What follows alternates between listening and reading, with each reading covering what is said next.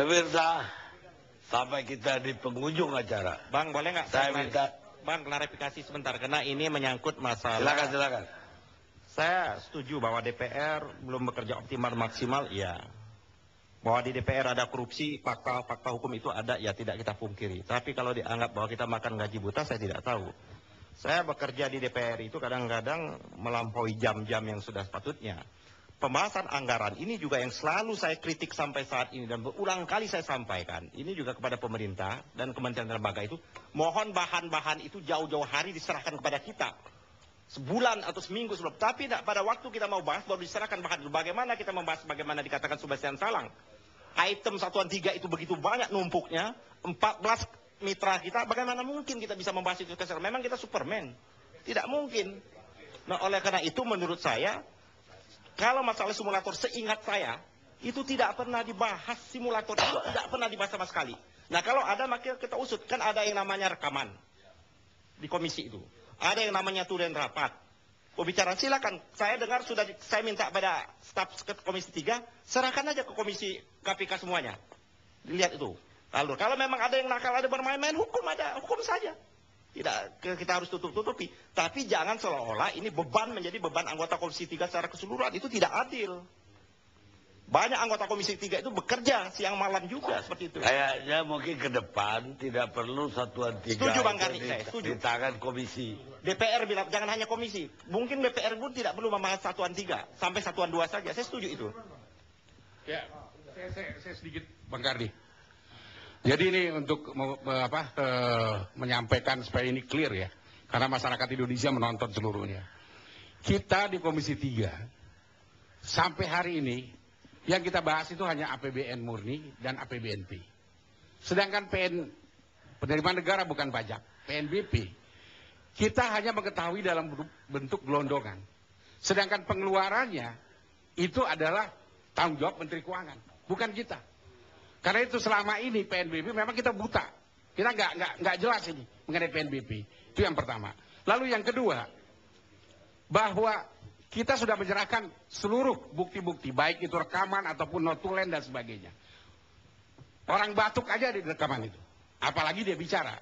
Nah sama sekali kita tidak pernah membicarakan simulator itu. Jadi karena itu saya minta juga dari teman-teman pengamat dan sebagainya. Ini bisa, tolong dimengerti ini. Bahwa memang ada permainan dari entah dari mana yang berusaha untuk mengkebiri Komisi 3. Yang jelas kita bisa kebobolan begini karena memang kita nggak pernah bahas. Nah karena itu kita mohon untuk yang akan datang Menteri Keuangan juga bisa dengar ini. Jangan sampai kita disalahkan, kita nggak tahu apa-apa. Padahal yang berbuat itu, penyimpangan itu terjadi karena adanya SK Menteri Keuangan, adanya peraturan pemerintah yang melanggar undang-undang. Nah ini yang kita khawatirkan. Karena itu untuk yang akan datang, ini perlu ada klarifikasi yang tegas dan jelas. Kita di Komisi 3, oke, tidak sampai satuan 3. Tapi setidak-tidaknya, PNBP, penerimaan negara bukan pajak, baik pemasukannya maupun pengeluarannya, harus sepengetahuan Komisi 3 dan Banggar. Tanpa ini, maka kita minta bahwa ini tidak boleh terjadi pengeluaran. Itulah yang kita harapkan. Kalau Komisi 3 kalau DPR tidak membicarakan itu, bagaimana bisa KPK memanggil beberapa orang? Notabene Komisi 3 dipanggil juga. Karena ini pernah dibicarakan oleh Nazarudin. Nazarudin menyebutkan bahwa beberapa orang anggota Komisi 3 mengetahui. Padahal sama sekali kita tidak tahu, apalagi kita baru waktu itu di DPR. 2010, kita baru 3 bulan. Dan saat itu kebetulan kita sedang ribut kasus Senturi.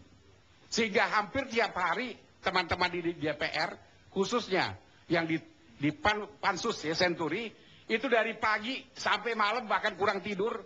Akibatnya Pak Ruhut Sitompul dengan Pak Gayus Lumbun harus berkelahi. Nah itu diakibatkan karena energi kita terbuang ke sana. Sehingga tidak betul. Dan itu terus terang saya katakan fitnah. Bahwa ini pernah dibahas di Komisi 3. Sama sekali itu tidak pernah. Mahasiswa. Ya, nama saya Angga Kemal Putra, saya dari Sekolah Tinggi Manajemen Asuransi Trisakti.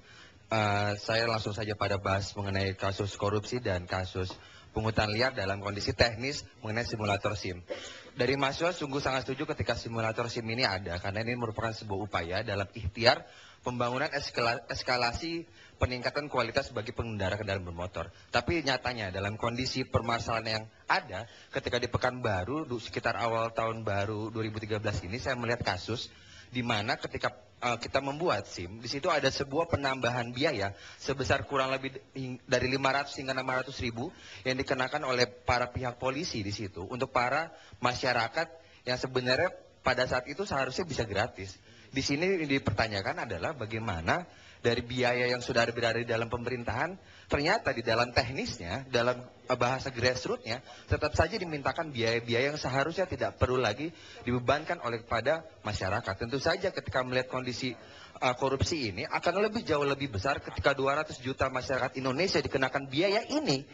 Tentu saja biaya jumlahnya yang dikorupsi jauh lebih besar dari 200 miliar yang tadi oleh saudara DS yang terindikasi terkorupsi tersebut. Terima kasih. Karni, bang bisa bang, sedikit bang. Ya, jadi terima kasih bang Karni. Jadi di awal diskusi kita tadi ada soal-soal penyitaan ya yang dibuat oleh KPK dan juga dibahas oleh rekan saya tadi, Bang Junifer. Jadi kita tahu bahwa putusan pidana itu mengenai barang bukti kan ada 3 ya. 1 barang bukti ini dirampas. 1 kemudian dirampas untuk negara, kemudian dimusnahkan dan dikembalikan kepada pemiliknya. Jadi kalau memang bukan hasil dari kejahatan ini, tentu amar putusan ini adalah dikembalikan kepada pemiliknya. Itu amarnya. Tetapi saya pernah beli 1 buku, tapi nggak seluruhnya saya bahas. Saya tanya tadi Hussein tadi. Namanya itu STAR, Stolen Asset Recovery. Jadi aset-aset yang dicuri dari negara. Jadi sebenarnya karena putusan itu berdasarkan keadilan, pelaksananya pun harus berdasarkan keadilan. Artinya begini, kalau uang yang dikorupsi itu tentu kan sudah berpindah, sudah dicuci atau dibeli atau dipindahkan ke rekening yang lain. Dan tinggal rekening yang kecil-kecil di sini recehan. Tetapi dengan memakai metode stolen asset recovery itu, harus dicari aset-aset lain seperti yang Bang Karni tadi bilang, apakah ini menjadi pengganti? Jadi enak saja para koruptor yang sudah menikmati uang, tetapi tidak ada dasar penggantiannya. Nah ini memang kalau diikuti bahwa korupsi itu menjadi extraordinary, itu harus memang dipakai oleh KPK untuk menjadi pengganti atas barang-barang yang dikorupsi kalau benar-benar terbukti. Jadi rugi saja kita. Oke. Terima kasih Pak. Jadi KPK dalam hal ini masyarakat memang mendukung KPK sepenuhnya sebagai institusi penegakan hukum. Tapi dalam hal ini, hari ini aja kita bicarakan masalah BAP yang dimuat di media. BAP yang sebelumnya, sebulan sebelumnya sprindik. Masalah sprindik Anas yang dibocorkan. Ini bukan hanya masalah kode etik, tapi ini masalah pidana yang jelas diatur pasal 11 Undang-Undang nomor 8 tahun 2010. Ancaman pidananya 4 tahun. Membocorkan rahasia jabatan. Di mana dokumen itu wajib dirahasiakan sesuai undang-undang. Jadi kewenangan dia harus menjaga dokumen itu. BAP itu? Dokumen. Iya, wajib dirahasiakan. Wajib. Jadi saya nggak sependapat dengan Pak Prof. Sairapi kemarin yang bicarakan ini, kalau ada top secret nggak ada. Ini kan masalah presiden yang sangat buruk, Pak. Kalau sewaktu-waktu tersangka bocor BAP-nya, ya kan, mereka sebelum ketangkap sudah kabur duluan. Ini masalah. Makanya saya lapor ke Mabes Polri, ini belum diterima, sehingga saya juga agendakan lapor ke Komisi 3, Pak. Masalahnya. Baik, ada. Terima kasih.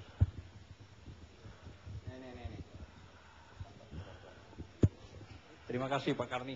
Pak Karni menyangkut Korlantas, yaitu dulu, dulu zaman Pak Antasari ini sempat disadap tapi hilang tentang pembuatan undang-undang LAAJR.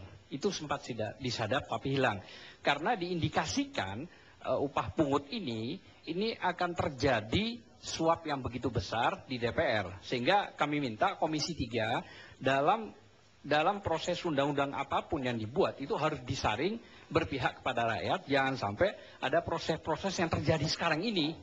Nah, itu aja yang paling penting. Baik, pemirsa, diskusi kita malam ini tampaknya muaranya menurut saya apa yang dulu pernah diiklankan di ALC.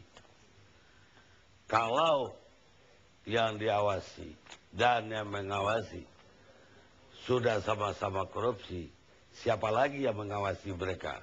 Apalagi ternyata sistemnya carut marut. Komisi 3 mengatakan tidak pernah tahu soal itu, sementara Banggar mengatakan itu melalui Komisi 3. Aneh beda ajaib, lembaga pembuat undang-undang di Republik ini tidak punya aturan untuk diri mereka sendiri yang jelas dan dimengerti oleh semua anggotanya. Sebelum saya tutup, saya mengimbau pencinta ALC untuk memilih ALC sebagai talkshow terbaik di ajang Panasonic Award. Ketik SMS PGA 8A, kirim ke 6288 9981 7288 PGA spasi 8A. Kita ketemu ALC yang akan datang.